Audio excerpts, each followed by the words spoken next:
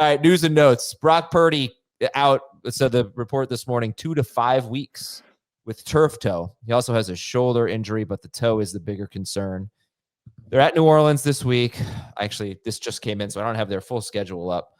But what do you think this means for Ricky Pearsall and Juwan Jennings if he gets back now that Kittle and Purdy are out multiple weeks, Jamie?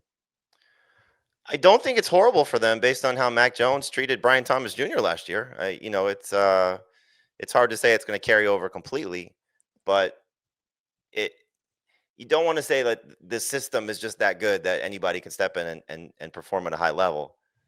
But it's kind of like the system is that good that anybody can step in and perform at a decent enough level.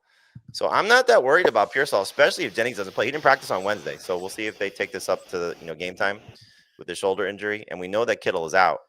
And this is exactly what happened to Brian Thomas last year. Everybody was gone, essentially, and it was just feed the number one receiver. So right now, the track record for Pearsall, it's small sample size, but 4 games in his career with at least 6 targets, 14 or more PPR points in all 4 of those. Wow. So if he gets opportunities so far, he's been successful with them. And in this matchup against New Orleans, he's still a number 2 receiver for me. So I dropped him a little bit with this news, but I would still start him, especially if Jennings is not at 100%.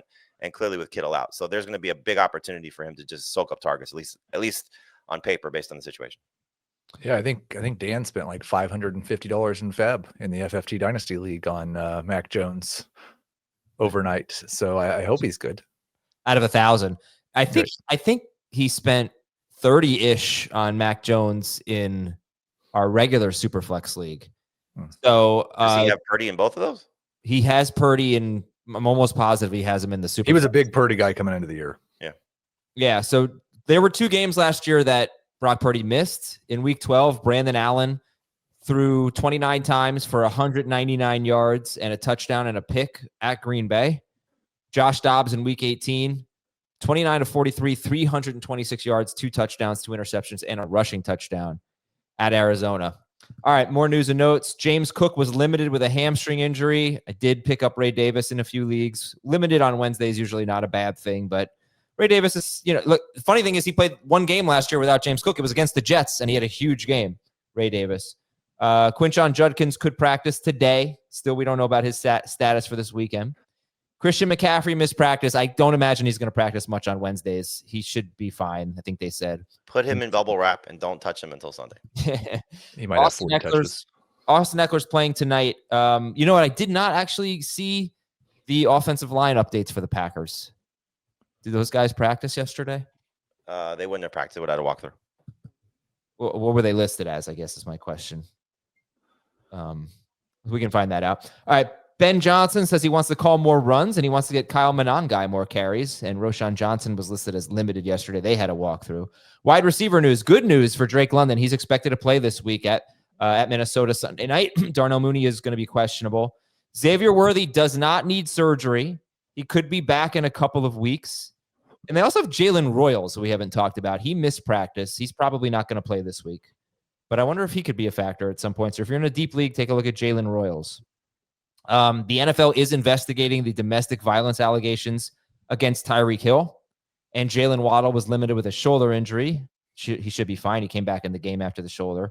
Travis Hunter should get more snaps on defense this week. Doesn't mean he'll lose snaps on offense, but he should get more snaps on defense this week. As Jamie mentioned, Juwan Jennings missed practice. Kayshon Boutte was limited. Wan'Dale Robinson missed practice, but he's expected to play. Tight end news. We'll start with the least important. Mason Taylor missing practice. Isaiah Likely missed practice. Evan Ingram was limited. Darren Waller missed practice, and Darren Waller might get cut. They are, deciding what to do with that roster spot. And Dallas Goedert is questionable with a knee sprain. And we know what this means for Devontae Smith. Devontae Smith has played 16 games without Dallas Goedert, but with A.J. Brown over the last 3 seasons. And in full PPR, he has averaged 17.7 PPR fantasy points per game.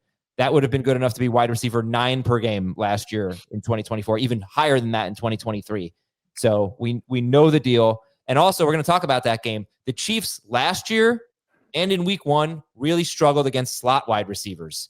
And he's their slot wide receiver. Not like a 60% slot guy, but he's going to lead their team in slot rate, Devontae Smith. So if Dallas Goedert's out, it changes things quite a bit for him. Offensive line, Giants left tackle Andrew Thomas didn't practice, but could play this week. He's supposed to practice today. 3 Rams offensive linemen missed practice, and 2 of them are week to week. So does that change your rankings at all for the Rams at Tennessee? I don't think anybody's starting Stafford aside from Superflex or 2 quarterback leagues. So no. Kyren is still in that low end number 1, high end number 2 range, depending on who you like this week. So like I like James Conner better than him this week, just based on their matchups, for example. So I don't know how many people have to make that decision. And then for Puka and Devontae, no, it does not change anything for me right now. All right. It's tough. I mean, it's a good run defense, and then you're missing at least 2, maybe 3 offensive linemen. Tennessee right tackle J.C. Latham missed practice. Morgan Moses for the Patriots. I think their line, like people thought it was horrible, but like if you watch a lot of football, a lot of teams have bad lines. Their line wasn't, I don't know, maybe it was that bad. To me, it wasn't. But Morgan Moses missed practice. They're at Miami. Miami right tackle Austin Jackson is likely out. Minnesota left tackle Christian Darrisaw is questionable, and center Ryan Kelly missed practice. Saints, 2 Saints offensive linemen missed practice, and Carolina, good news, Carolina, their left tackle Ike Ekwonu was limited.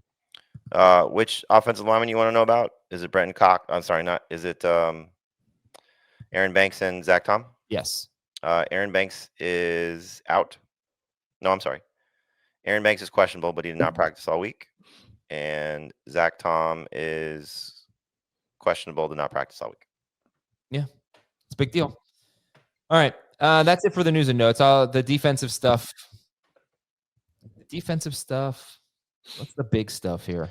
Christian Gonzalez did not practice again, so that's good for the Dolphins. And Jalen Johnson did practice for the Bears, so that's not great for the Lions. Got 2 defensive backs for the Colts who missed practice. They're facing Denver. You've got 2 important Vikings linebackers, Andrew Van Ginkel and Blake Cashman. They missed practice. They got the Falcons Sunday night. Those would be the big ones. We might get a change at starting cornerback for Seattle. Reek Woolen may get benched. And Devin Witherspoon, the other cornerback, he missed practice. Julian Love, their safety, was limited, but limited on Wednesday usually means they're going to play.